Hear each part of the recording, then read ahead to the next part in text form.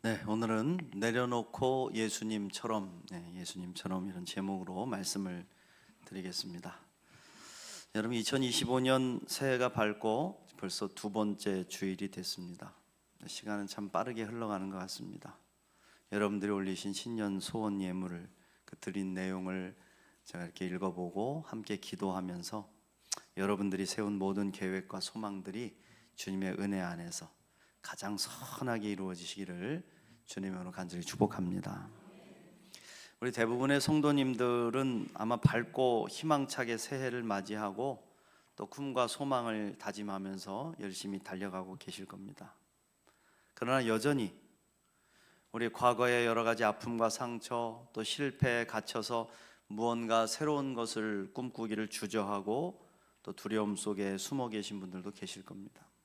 저는 오늘 여러분들에게 그러한 짐을 주님 앞에 좀 내려놓고 자유로워지시기를 권면합니다. 주님의 넘치는 위로가 여러분에게 소망이 되시고 새 힘을 주시기를 간절히 축복합니다. 세계대전 때죠. 전쟁에 패한 많은 군인들이 이제 포로로 잡혀갔습니다. 포로로 끌려가서 두터운 가시 철조망 속에 갇혀서 소망을 잃고 하루하루를 살았습니다. 그러나 연합군이 승리를 해서 드디어 전쟁이 끝이 나게 됐죠. 해방이 선포되고 많은 전쟁 포로들이 풀려나와서 집으로, 고향으로 돌아갈 수 있게 된 겁니다. 그런데 포로들 가운데 일부가 그 가시 철조망 밖으로 나오지를 못하는 증상을 보이기 시작했다는 거죠. 사람들이 달려들어가서 괜찮다고, 나와도 된다고, 전쟁 끝났다고, 당신 이제 자유라고. 그래서 간신히 설득해서 집으로는 데려갔지만은 그들은 극도의 우울증에 휩싸여서 집 밖으로 한 걸음도 나오지를 못하는 것이었습니다. 결국 그렇게 갇혀 지내다가 심신이 쇠약해져서 죽어가는 사람들이 많이 생겨나자 의사들이 이런 사람들을 연구하기 시작을 한 거죠. 그리고 새로운 병명이 생겨났습니다. 그게 뭐냐면 바로 가시철망병. 이 병이 걸리면 극한 우울감이 계속되고요, 먹어도 살이 찌지 않고 전신이 아주 무기력해져서 누워만 있으려고 하는, 혹시 이런 질병, 이런 증상이 있는 분 계십니까? 이 병에 걸린 사람들에게 나타나는 공통점이 한 가지 있는데 그것은 하나같이 하루 종일 투덜대고 불평한다. 입에서 계속 불평이 튀어나오고 그들을 가두고 있는 이 가시철망이 영원히 사라지지 않을 것이다. 그 가시철망이 나의 희망을 다 빼앗아 갔다고 생각하면서 그 속에서 헤어나오지를 못한다고 합니다.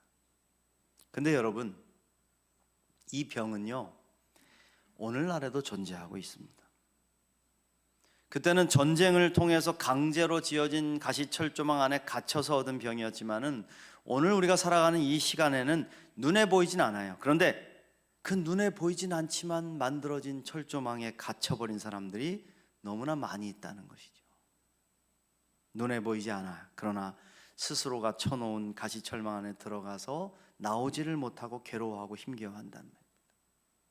돈과 탐욕의 철망, 분노와 아집의 철망, 성공과 명예의 철망, 실패와 배신의 철망, 종교적 율법의 철망, 상처와 실패의 철망, 판단과 정죄의 철망에 갇혀서 빠져나오지를 못하는 거죠. 그거 그냥 한 걸음 나오면 그 철망 밖인데 그 안에서 나오면 마치 죽을 것 같은 두려움 속에 살아가고 있다는 겁니다. 그래서 그들을 향해 모든 종교가 의사가 돼가지고 이야기를 하죠. 철조망 밖으로 나와도 괜찮다고, 당신을 가두고 있는 욕심과 그 율법의 철망을 벗어버리고 나오라고 외칩니다. 그런데 그 경계를 넘어서질 못한단 말입니다. 신앙생활을 오래 하고 기도를 많이 했다고 하는데도 한번 갇혀진 그 철망 밖을 나오질 못해 갇혀있는 분들이 지금도 많다. 그러니까 우리 기독교도 이러한 삶의 증상에 대해서 처방전을 제시를 하고 있습니다. 그건 바로 뭐냐 하면 비움과 내려놓음이라는 처방이에요. 욕심과 아집, 아픔과 상처, 명예와 이기심을 내려놓고 그것이 만들어 놓은 철조망을 벗어버리고 자유로워지라는 것입니다. 그래서 우리 예수님은 오셔서 이렇게 외치셨어요. 뭐라 그럽니까? 진리를 알지니 진리가 너희를 자유케 할 것이다. 할렐루야. 저는 이 정치인들 볼 때마다 가슴이 아플 때가 많습니다. 자신이 신념으로 믿고 지켜가는 것이 무너지면은 견디지를 못하는 거죠.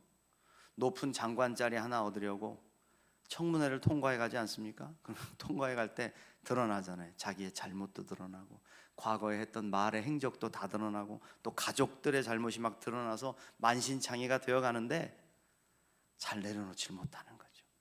이미 다 무너져 내렸는데도 스스로 만든 철조망에 갇혀서 나오지를 못합니다. 그리고는 더 두터운 철망 속에 결국 갇혀버리고 맙니다. 언론의 철망, 자존심의 철망, 정치적 정쟁의 철망에 갇혀서 심한 경우에는 감옥이라는 철망 속에 갇히기도 하고 죽음이라는 철망 속에 갇혀버리기도 하죠. 여러분, 좀 내려놓고 일반인으로 돌아가는 것이 그렇게 어려운 일일까요? 이게 꼭 그런 분들의 모습만은 아닌 것 같아. 저와 여러분도 내려놓지 못하고 사는 게 얼마나 많냔 말이죠. 나를 지금 올가매고 있는 많은 욕심의 옷들을 막 누더기처럼 여기저기 덕지덕지 붙이고 살아가는 게 우리 인생이란 말입니다. 좀 돌아보세요. 사실 꼭 필요한 것도 아닌 것들, 그거에 매여 있어. 하지 않아도 되는 것들, 거기에 붙잡혀 있어. 욕심 때문에 나를 더 힘들게 만드는 무거운 짐들, 신경 쓰지 않아도 되는 일들, 자존심과 외식하는 마음 때문에 버티고 가는 것들이 있단 말이죠. 그거 내려놔도 별로 문제될 것도 없는데 자존심 때문에 이를 악물고 버텨가는 거예요. 그냥 벗어버리면 되는데 안 하면 죽을 것 같은 착각이 우리 마음에 있단 말입니다. 예전에 직장을 잃어버린 해고 노동자의 아내가 울부짖으며 하는 말, 제 귓전을 때렸어요. 이제 남편이 직장을 잃었으니 우리 아이들 학원비는 어찌한단 말입니까? 학원비는 어떻게 감당합니까? 여러분 어떻게 생각하십니까? 요즘에 우리 아이들 학원비가 만만치 않지요. 저는 사실 교회를 개척하면서 아이들을 키워가지고 학원을 한 번도 못 보내봤어요. 그래서 그걸 피부로 저는 못 느끼겠어요. 학원을 보내보질 못했으니까. 돈이 없어서 학원 가는 건 뭐 흉내도 못 내봤으니까. 그런데 학원 아이들 보내는데 뭐 수십만 원에서 많게는 수백만 원 든다고 하더라고요. 그러니까 무한 경쟁 사회에서 학원을 다니지 않으면 안 될 것 같은 불안의 병에 걸렸습니다. 특별히 학원에 가서 뭐 딱히 하는 것도 없이 시간 때우다 오는 아이들도 많더라고요. 열심히 하는 아이들도 있지만은 절반 이상 되는 아이들은 가서 그냥 앉아있다 오는 아이들. 근데 상당히 많은 생활비의 대부분을 학원비로 소진한. 왜? 학원에 보내놓고 무언가 해주었다는 생각에 안심을 하는 거죠. 그래도 뭐 여기 학원 다니고 나면 애들이 좀 괜찮아지겠지. 그러니까 직장을 잃어서 생활이 어려워지자 첫 번째로 생각나는 것이 우리 아이 학원비는 어떻게 하냐. 오늘날 여러분 공교육이 무너져서 아이들이 힘들어하죠. 초중고등학교 아이들 중에서 수만 명이 자퇴를 하는 시대입니다. 무조건 아이들을 학원이라는 철망 안에 밀어넣고 열심히 하라고 채찍질 한다고 잘 되는 것도 아닌 것 같아. 얘들이 행복해지는 것도 아니죠. 그러나 이러한 두려움의 철망을 과감하게 벗어버리고요, 아이들에게 새로운 배움의 기회를 제공하면서 훌륭하게 자녀들을 길러내는 부모들도 많이 있습니다. 대안학교, 공동육아, 공동교육 등의 새로운 교육의 패러다임을 만들어내면서 그 철망 속에 갇히지 않으려고 노력하는 분들이 계시다는 거죠. 저는 우리나라 이렇게 저출산 국가라고 하는데 이 추세가 계속되면 뭐 여러분 우리가 알잖아요. 벚꽃이 피는 순서대로 대학이 문을 닫을 것이다. 근데 점점 그렇게 된다는 거예요. 지금 실질적으로 그런 일들이 벌어지고 있는데 뭐 대학 아이들이 뭐 얼마 안 되니 서로 와달라고 하는 이제 일이 현실이 되고 말 겁니다. 오기만 해라. 우리 학교에 와주기만 해라. 우리 예수님은 이 땅에 오셔서 우리에게 자유와 구원을 선포해 주셨죠. 우리 스스로를 가두고 있는 그 철망을 벗어버리고 나와 함께 가자. 그 손을 내밀어 주셨단 말입니다. 마태복음 11장 28절부터 30절 말씀. 수고하고 무거운 짐진 자들아 다 내게로 오라. 내가 너희를 쉬게 하리라. 나는 마음이 온유하고 겸손하니 나의 멍에를 메고 내게 배우라. 그리하면 너희 마음이 쉼을 얻으리니 이는 내 멍에는 쉽고 내 짐은 가벼움이니라 하시니라. 예수님은요, 우리를 철조망 가득한 이 세계에서 구원하기 위해 오셨단 말입니다. 한 걸음 내딛고 그 경계를 넘어서는 용기를 주시기 위해서, 그 방법을 가르쳐 주시기 위해서 오셨다는 거죠. 예수님이 오신 당시 유대 세계는요, 온통 율법이라는 철조망에 갇혀 살았단 말입니다. 하나님은 우리에게 10가지 계명만 주셨어요. 10계명. 그 10계명을 잘 지키라고 주셨는데 어떻게 하면 그 계명을 잘 지킬까 연구하던 이 종교 지도자들과 율법 학자들과 바리새인들이 계명을 계속해서 늘려가는 거죠. 늘리고 늘려서 10가지 계명이 무려 2134개의 세부 실천 사항으로 변질되어 버렸습니다. 여러분, 2134개의 율법을 어떻게 다 지키겠습니까? 제가 성지순례 갔다는 얘기 해봤잖아요. 우리는 이방인이니까 유대인들하고 같이 엘리베이터를 타면 버튼도 안 눌러요, 이 사람들. 왜? 안식일이니까. 네가 눌러달라 이거예요. 네가 죄인이 되고 나는 죄는 안 짓겠다. 그래서 제가 눌러줬어요. 눌러주고 안 눌러. 이건 율법이라는 철조망으로 아예 칭칭 감아가지고 우리 모두를 죄인으로 만들어버리는 거 아니겠습니까? 너 죄인이야. 근데 예수님이 오셔가지고요, 이 율법을 단 2마디로 압축하시고 그리고 짐을 덜어주셨습니다. 우리가 짊어지고 가는 수많은 짐도요, 내려놓으라고 말씀하시죠. 내려놓고 나를 따라. 그러면 내가 가볍게 해줄게. 내가 대신 져줄게. 하나님 사랑하고 이웃을 내 몸처럼 사랑해. 그걸로 충분해. 그리고 수고하고 무거운 짐진 자들아 다 내게로 와. 내가 너희를 쉬게 해줄 거야. 할렐루야. 오늘 저는 예수님을 통해서 우리를 올가매고 있는 이 철망을 벗어버리고 사는 법을 배우려고 합니다. 세상이라는 이 환경이라는 것이 만들어내는 철조망, 그리고 여러분 스스로가 만들어 갇혀버린 그 철망을 담대히 뛰어나와서 참된 자유를 누리시기를 간절히 축복합니다. 그럼 예수님이 가르쳐 주신 자유함의 비결이 뭘까요? 한마디로 말한다면 비움입니다. 비움. 예수님이 본을 보이신 그 첫 번째는 비움이다. 자기를 비우시고 종의 형체를 가지사 우리와 같아지셨고 자기를 쳐서 죽기까지 복종하시고 우리를 위해 모든 것을 비워내셨다. 믿습니까? 여러분, 하늘 보좌를 버리신 예수님이 도대체 못 버리실 게 뭐가 있겠습니까? 그렇죠? 더 잃으실 것도 없습니다. 그러니까 예수님은 언제나 가벼운 삶을 사시는 거죠. 우리는 뭔가 잃어버릴까, 뭐가 없어질까 봐 늘 전전긍긍하잖아요. 조금 별것도 안 되는 그 위치, 그거 뭐 자리 하나 보존하려고 거기서 내려오면 죽을 것 같아가지고 막 전전긍긍하고. 그러나 우리 예수님은 언제나 가벼운 삶을 사셨고 두려움 없는 삶을 사셨습니다. 더 낮아질 것도 더 가질 것도 없는 인생, 오직 하나님의 은혜에 온몸과 마음을 맡기시고 진리 안에서 자유함을 누리는 인생을 사는 본을 우리에게 보이신 줄로 믿습니다. 그러므로 여러분, 우리가 예수님을 닮아서 가벼운 인생을 살려면 비워야 된단 말이죠. 뭐 여러 가지 말씀드릴 거 있지만은 그건 여러분들이 한번 숙제로 찾아보시고 저는 2가지만 말씀드리겠습니다. 첫 번째로요, 자아를 비워야 합니다. 자아. 우리가 여러분 제일 버리기 힘든 게 내 자신 아닙니까? 자아. 나 자신에 대한 인식. 나는 이런 사람이야. 나는 이렇게 할 거야.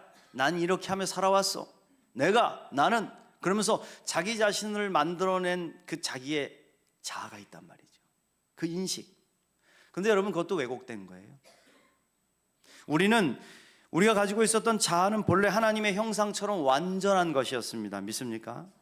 그런데 갓난아기에서 태어나가지고 점점점 성장해가면서 죄를 짓고 실패하고 삶의 여러 가지 다양한 경험들을 통해서 이게 망가지고 찌그러지고 왜곡돼 버린 것이죠. 이 망가진 자아가 철망이 되어서 우리 스스로를 가두어 버립니다. 그래서 쉽게 얘기하죠. 사람 안 바뀌어. 노력해도 안 변해. 내 자아라는 것이 그렇게 강력하다는 겁니다.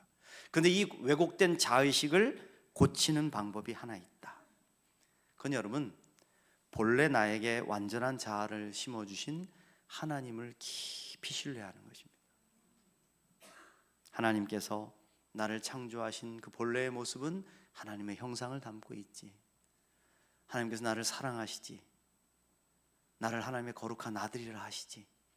그 본래의 자아죠. 하나님을 깊이 신뢰하고 그분을 바라볼 때 망가진 우리의 자아가 하나님이 주신 본래의 모습으로 회복된다는 거죠. 자, 여러분, 예를 들어 보겠습니다. 똑같이 예수님을 배신한 베드로와 가룟 유다의 차이는 뭘까요?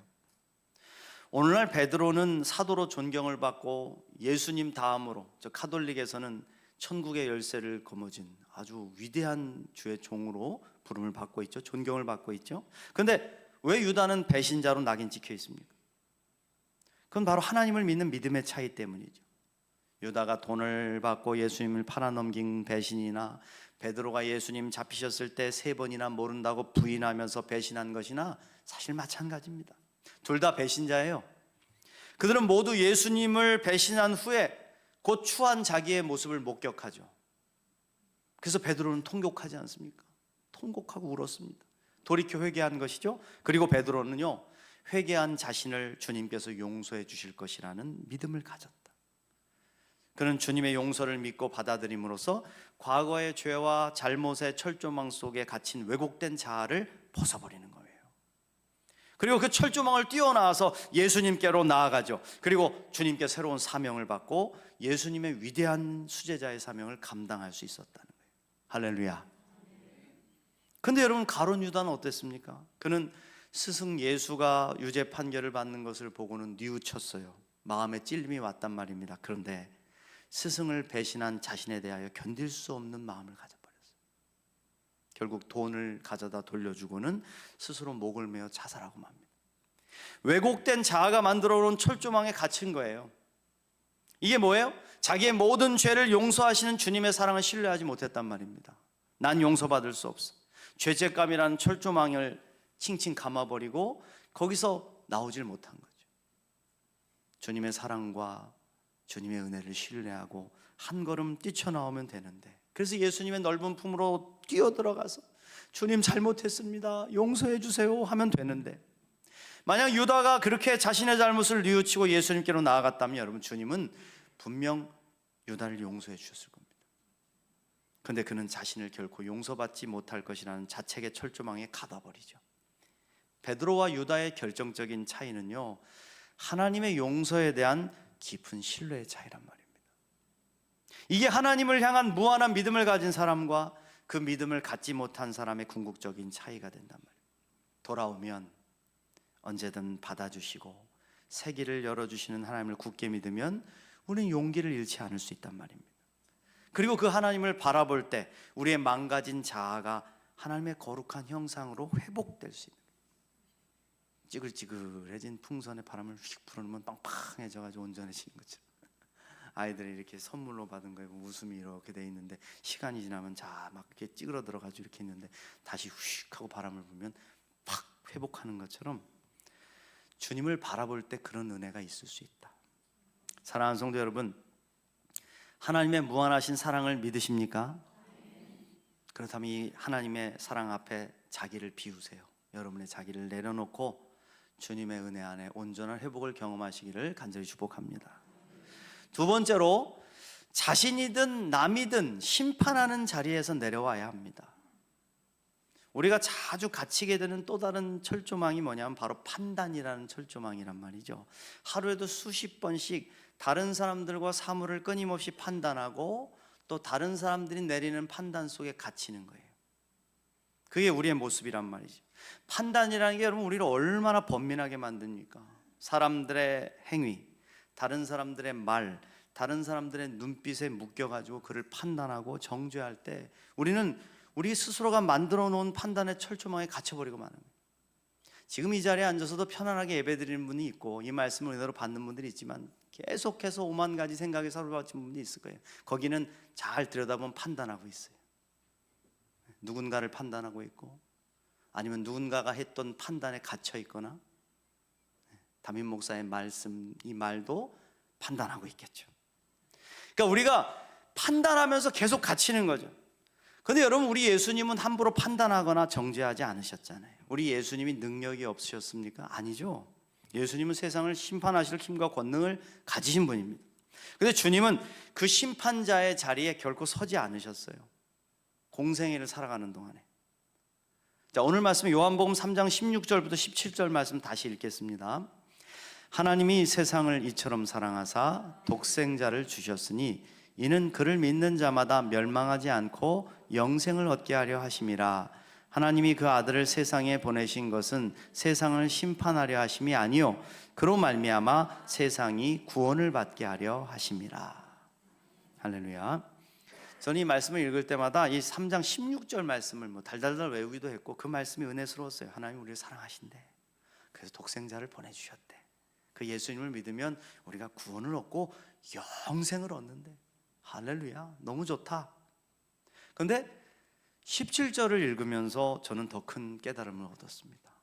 하나님이 이 땅에 예수님을 보내신 목적은 세상을 심판하시기 위함이 아니라는 겁니다. 세상을 판단하기 위함이 아니랍니다. 세상을 구원하시기 위해서 우리 예수님을 보내셨대요. 믿습니까?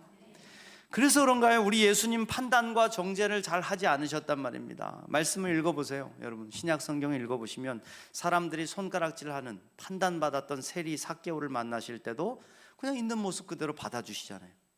그리고 삭개오가 하는 말을 다 지지해 주세요. 주님, 오늘 제가 잘못한 것이 있으면 4배로 갚고 제 재산을 팔아가지고 절반을 가난한 이웃들에게 나눠주겠습니다. 그러면 너나 잘해라 임마 뭐 이렇게 안 하시고 그냥 지지해 주시죠. 그래 알았다. 오늘 구원이 이 집에 임하였구나. 그래서 삭개오는 그 예수님 앞에서 변화되고 놀라운 하늘의 은총을 입게 됐죠. 유대인들이 그렇게 싫어하는 사마리아 여인을 만나실 때도 마찬가지 아닙니까? 우물가에서 만나신 그 사마리아 여인이 주님을 만났는데 적대적인 눈을 가지고 예수님께 자꾸 말하고 막 세게 질문하고 그러면 그냥 까불지 마라 그렇게 말씀하실 수 있는데 다 들어주시고 그리고 깨닫게 하심으로 이 여인이 스스로 변화되도록 이끌어 주셨어요.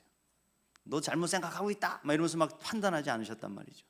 또 간음하다 잡혀온 여인은 어땠습니까? 사람들이 돌로 막 치려고 하는데 예수님이 즉시로 그냥 막 그 죄인이니까 돌로 쳐라 그렇게 판단하지 않으시잖아요. 판단을 유보하시고 침묵하시죠. 바닥에 글을 쓰시면서 기다리시다가 사람들이 다 돌아가고 난 후에 예수님 말씀하십니다. 뭐라고요? 나도 너를 정죄하지 않노니 가서 다시는 죄짓지 말아라. 할렐루야. 여러분 그뿐입니까? 예수님 십자가에서 예수님을 조롱하는 무리들 판단하지 않으셨어요? 다만 그들을 위해서 기도하십니다. 아버지 저들을 용서해 주세요. 자기들이 하는 일을 알지 못할 뿐입니다. 용서해 주세요. 저 같은 판단이 막 나올 것 같아요. 저런 나쁜 놈들 저기 보니까 내가 고쳐준 놈도 있고 내가 먹을 것을 만들었을 때 제일 많이 먹은 놈도 있네. 어떻게 저렇게 할 수가 있을까? 나쁜 것들 판단을 안 하셨어요. 이게 예수님의 사랑이고요 예수님의 구원의 모습이란 말입니다. 그런데 우리는 어떠냐 말이죠. 끊임없이 남을 판단하고 정죄하고 그리고 누군가의 판단에 갇혀가지고 헤어나오질 못해. 상처를 주고 상처를 입고 판단과 정죄의 철조망에 갇혀 헤어나오지를 못하고 있다. 예수님조차도 내려놓으셨던 그 심판의 자리에 왜 자꾸 올라앉으려고 하냔 말이죠. 그 자리에 있으면 내 스스로도 판단받게 되는 걸 모르냔 말입니다.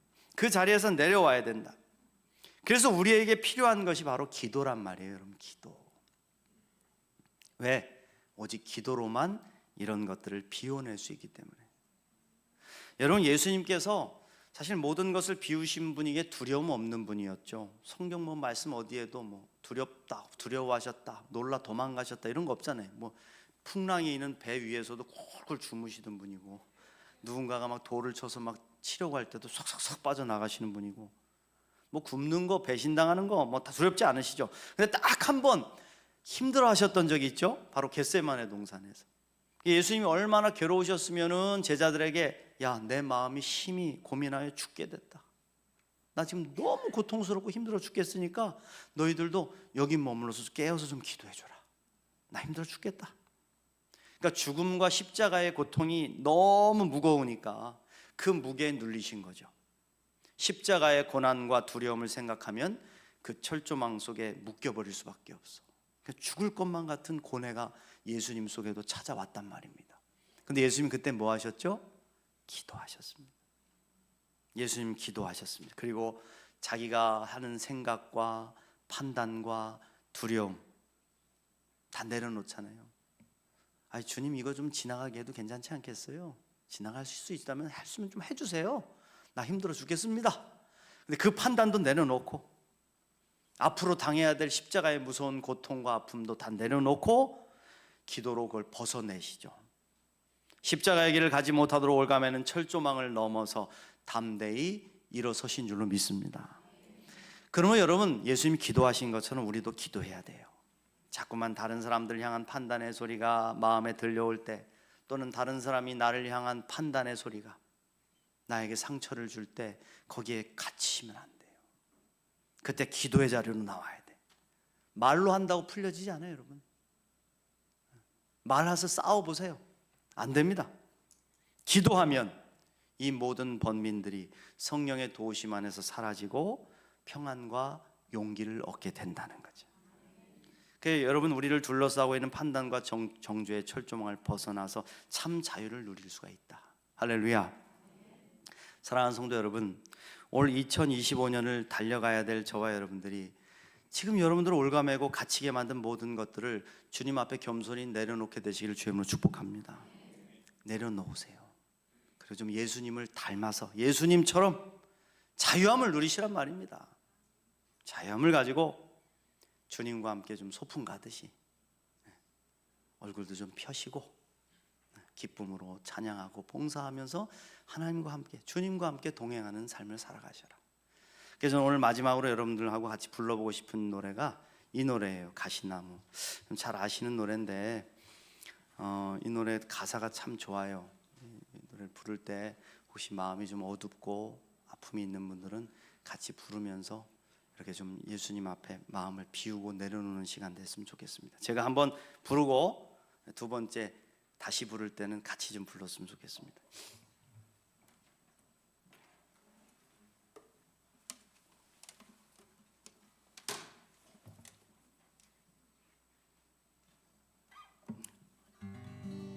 소리 잘 들리네.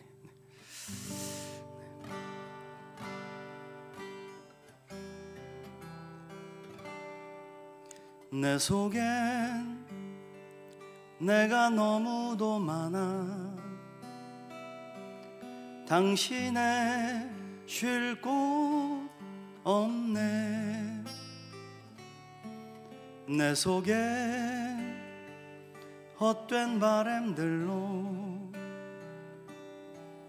당신의 편할 곳 없네. 내 속엔 내가 어쩔 수 없는 어둠, 당신의 쉴 자리를 뺏고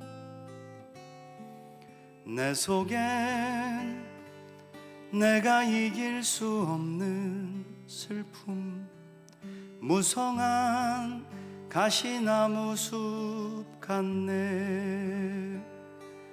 바람만 불면 그 메마른 가지 서로 부대끼며 울어대고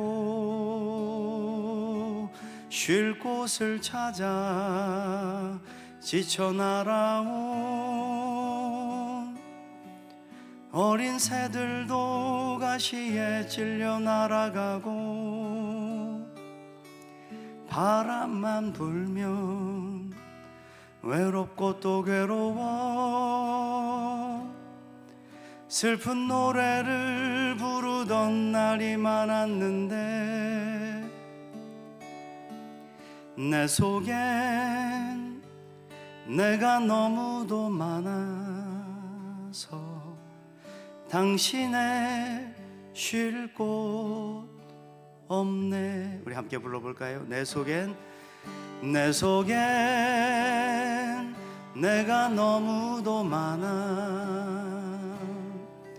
당신의 쉴 곳 없네. 내 속엔 헛된 바램들로 당신의 편할 곳 없네. 내 속엔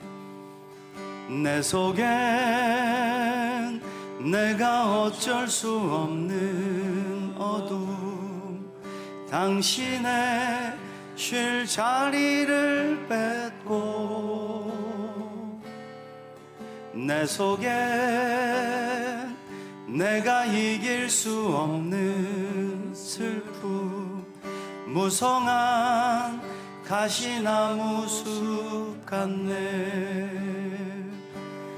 바람만 불면 그 메마른 가지 서로 부대끼며 울어대고 쉴 곳을 찾아 지쳐 날아온 어린 새들도 가시에 찔려 날아가고 바람만 불면 외롭고 또 괴로워 슬픈 노래를 부르던 날이 많았는데 내 속엔 내가 너무도 많아서 당신의 쉴 곳 없네.